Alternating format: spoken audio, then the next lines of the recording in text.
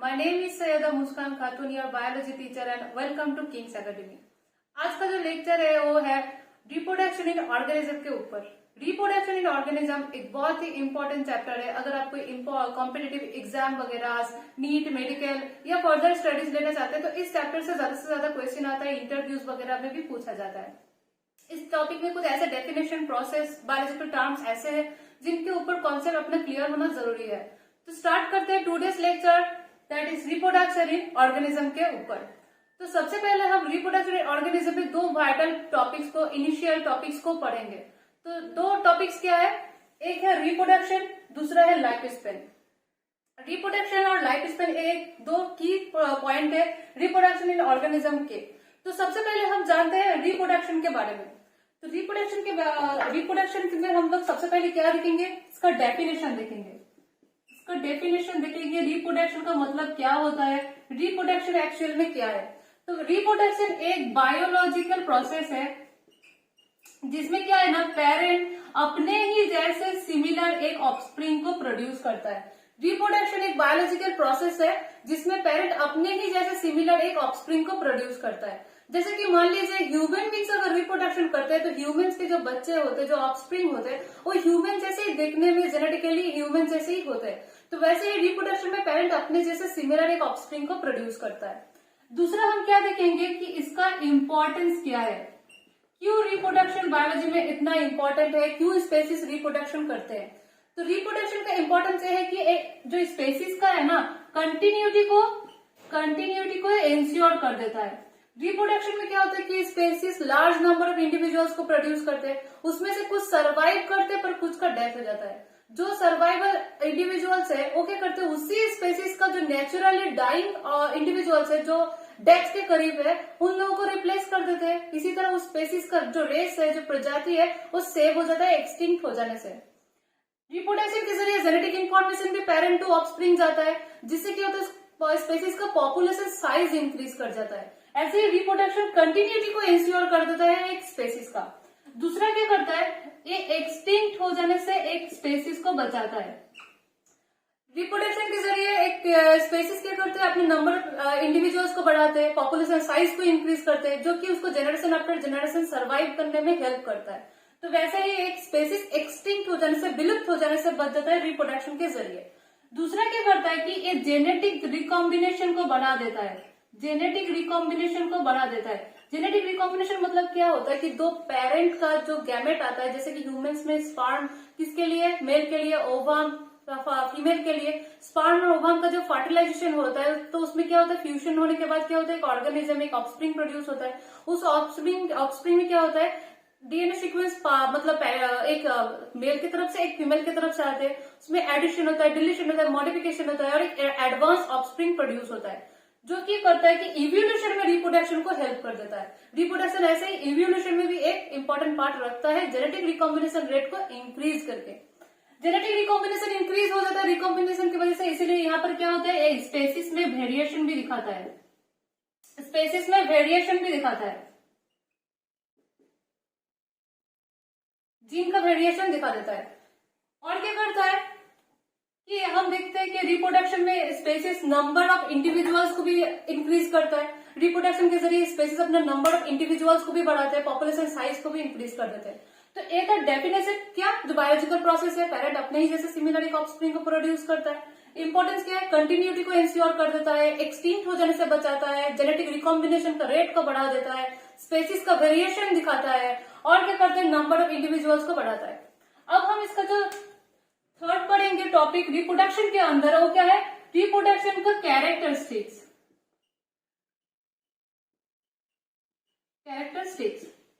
Reproduction का features पढ़ेंगे हम। रिप्रोडक्शन का सबसे पहले फीचर्स क्या होता है कि रिप्रोडक्शन एक बेसिक लिविंग प्रोसेस है।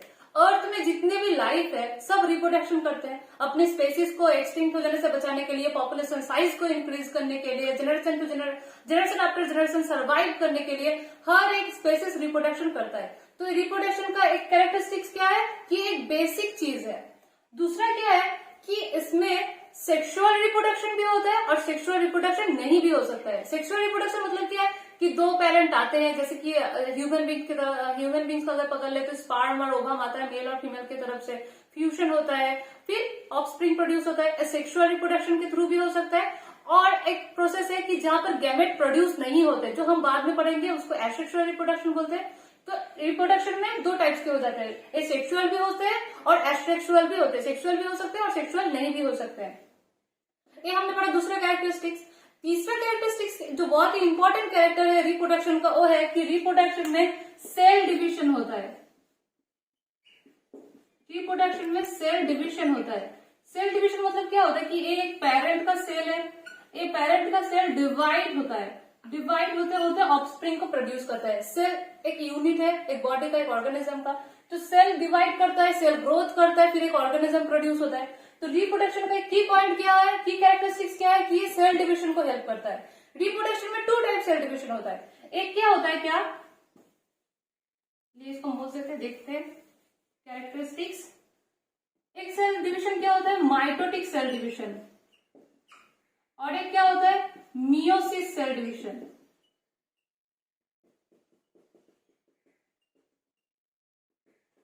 माइटोटिक सेल डिविजन में क्या होता है कि अगर पेरेंट का सेल नंबर 2n रहा तो ऑफस्प्रिंग के अंदर भी 2n ही आएगा, ऑफस्प्रिंग का सेल नंबर भी 2n ही होएगा। यहाँ पर कोई रिडक्शन नहीं होता, जो पेरेंट का सेल नंबर है ऑफस्प्रिंग में भी वही आ जा रहा है, जो पेरेंट का है वही ऑफस्प्रिंग में हो रहा है, यहाँ पर कोई रिडक्शन नहीं हो रहा है। वहीं अगर हम मियोसिस का देख ले, मियोसिस सेल डिवीजन का देख ले, यहाँ पर अगर पेरेंट का सेल नंबर 2n रहा तो जब वो सेल डिवीजन होकर ऑफस्प्रिंग प्रोड्यूस करेगा तो ऑफस्प्रिंग का सेल नंबर हो जाएगा n, जो कि हाफ है अपने पेरेंट से।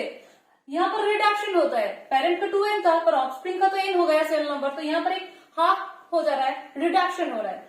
तो मियोसिस सेल डिवीजन को हम रिडक्शन सेल डिवीजन भी बोलते हैं इसीलिए।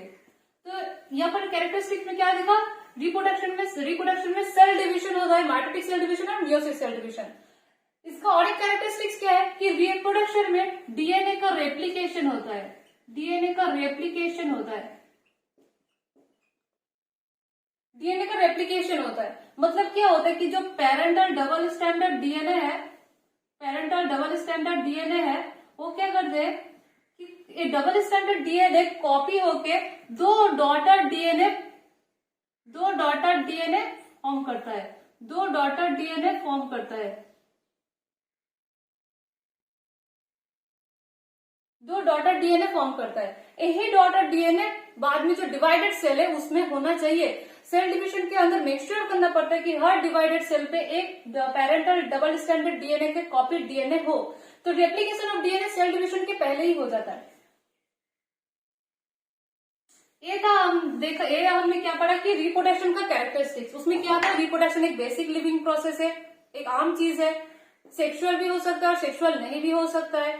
यहाँ पर सेल डिवीजन होता है, सेल डिवीजन दो तरह के होते हैं, माइटोटिक सेल डिवीजन और मियोसिस सेल डिवीजन। और क्या होता है, यहाँ पर रेप्लिकेशन ऑफ डीएनए भी होता है। और एक इसका कैरेक्टरिस्टिक्स है एक क्या कि यहाँ पर जो पेरेंटल जेनेटिक मटेरियल है, पेरेंटल जेनेटिक मटेरियल है मतलब जो डीएनए है वो क्या होता है, पेरेंट से डीएनए ऑफस्प्रिंग तक ट्रांसफर हो जाते हैं, पेरेंट से डीएनए ऑफस्प्रिंग तक ट्रांसफर होते हैं। किसके थ्रू, रिप्रोडक्शन के थ्रू। पेरेंट अपना जेनेटिक मटेरियल, अपना डीएनए रिप्रोडक्शन के जरिए ऑफस्प्रिंग तक ट्रांसफर करता है। तो ये था कैरेक्टरिस्टिक्स ऑफ रिप्रोडक्शन। अब हम देखते हैं रिप्रोडक्शन इन ऑर्गेनिज्म का एक वाइटल टॉपिक जहां से बहुत ही ज्यादा क्वेश्चंस वगैरह भी पूछे जाते हैं, वो है क्या, लाइफ स्पेन। लाइफ स्पेन में हम क्या देखेंगे, सबसे पहले हम देखेंगे इसका डेफिनेशन। लाइफ स्पेन का मतलब क्या होता है, लाइफ स्पेन क्या है। तो लाइफ स्पेन बेसिकली एक पीरियड है from birth to death. Life span क्या है, एक पीरियड है फ्रॉम बर्थ टू डेथ। एक ऑर्गेनिज्म जब जन्म लेता है, जब बर्थ करता है और फिर उसका जब डेथ होता है, तो एक बर्थ से लेकर डेथ तक का जो समय काल है, जो टाइम पीरियड है, जो पीरियड है, उसको हम बोलते हैं लाइफ स्पेन। लाइफ स्पेन के जरिए हम देख सकते हैं कि एक स्पेसिस कब बर्थ ले रहा है और उसका डेथ कब हो रहा है, उसका आयु कितना है, उसका एज कितना है। अब लाइफ स्पेन का भी 4 स्टेजेस होते हैं, लाइफ स्पेन का 4 स्टेजेस होते हैं। स्टेजेस कितना होते हैं लाइफ स्पेन का, 4 स्टेजेस होते हैं। क्या क्या स्टेजेस होते हैं, पहला स्टेज जुवेनाइल स्टेज। पहला स्टेज क्या है, जुवेनाइल स्टेज। जुवेनाइल स्टेज मतलब क्या होता है कि लाइफ स्पेन में रिप्रोडक्शन में जो ऑफस्प्रिंग प्रोड्यूस होता है जब वो यंग होता है, जब बच्चा होता है, जब वो रिप्रोडक्टिवली इनएक्टिव होता है, तब वो उसको बोलते हैं जुवेनाइल स्टेज या यंग स्टेज, यंग कंडीशन में है अभी वो। उसके बाद का जो स्टेज है वो क्या है, सेकेंड स्टेज क्या है, सेकेंड स्टेज क्या है, matured stage. Matured stage biology में हम एक इंडिविजुअल को तभी मैच्योर्ड बोलते हैं जब वो रिप्रोडक्टिवली एक्टिव हो जाता है। तो जब एक इंडिविजुअल रिप्रोडक्टिवली एक्टिव हो जाता है तब वो कौन से स्टेज में पहुंच जाता है, मैच्योर्ड स्टेज में पहुंच जाता है। तो लाइफ स्पेन का सेकेंड स्टेज क्या है, मैच्योर्ड स्टेज। अब उसका थर्ड स्टेज क्या देखते हैं हम, थर्ड स्टेज क्या है, इसका थर्ड स्टेज क्या है, एज ऑफ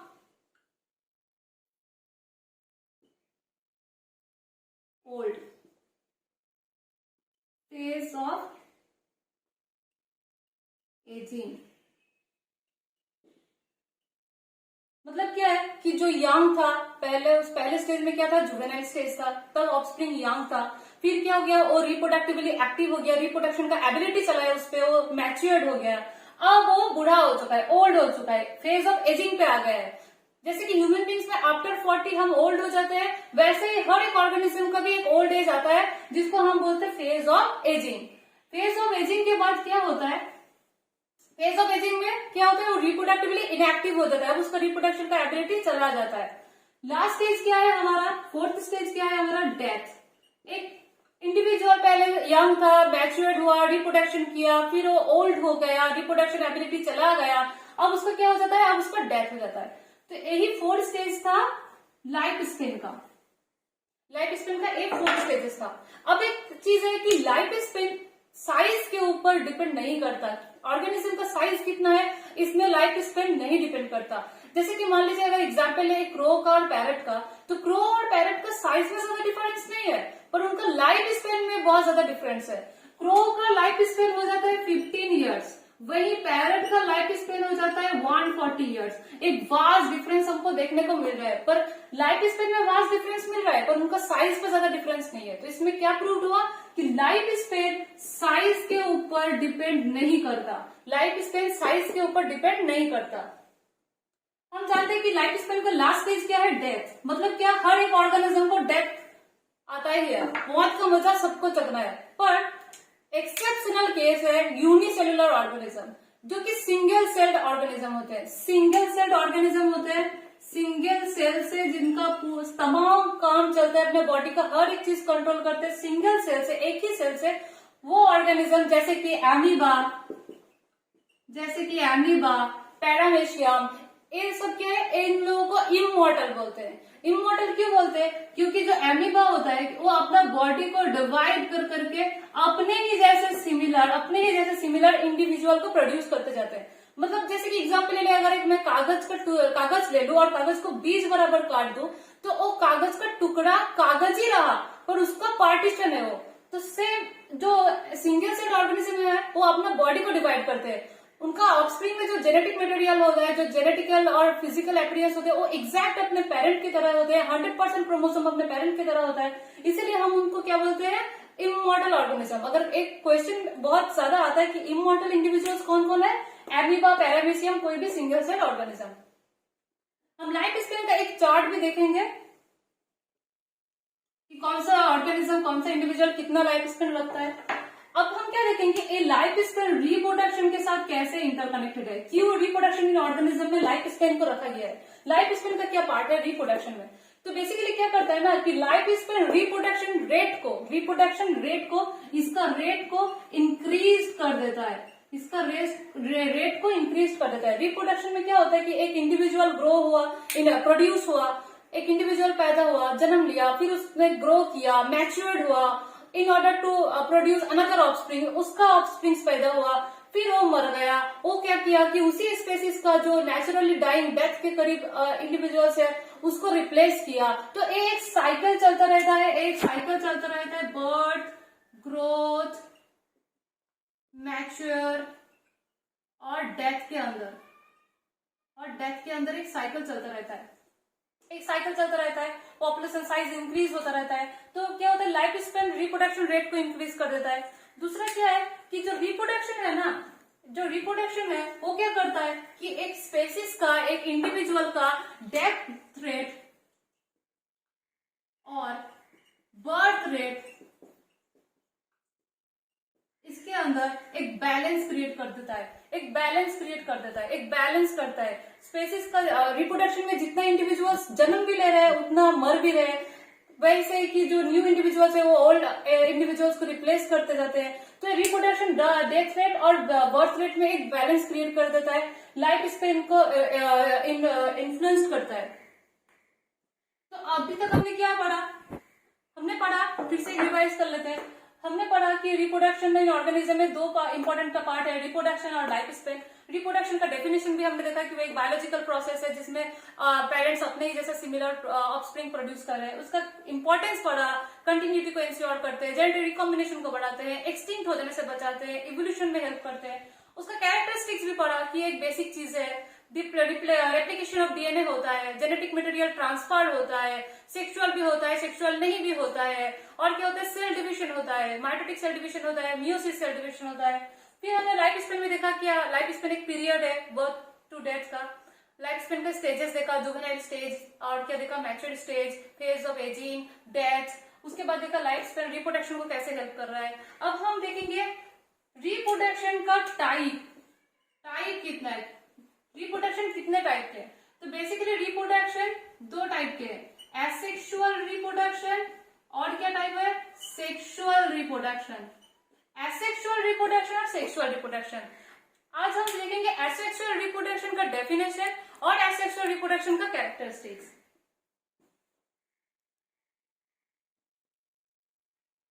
तो अभी हम देखते हैं एसेक्सुअल रिप्रोडक्शन का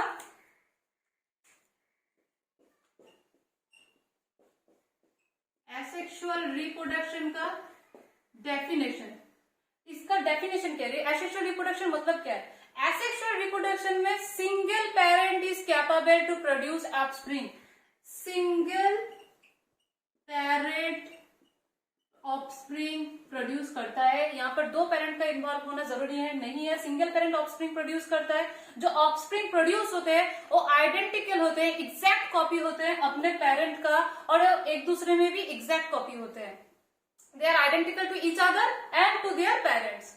अब क्या होता है कि एसेक्सुअल रिप्रोडक्शन में गैमेट नहीं फॉर्म होता, गैमेट्स नहीं फॉर्म होते, गैमेट्स का कोई पार्ट नहीं है।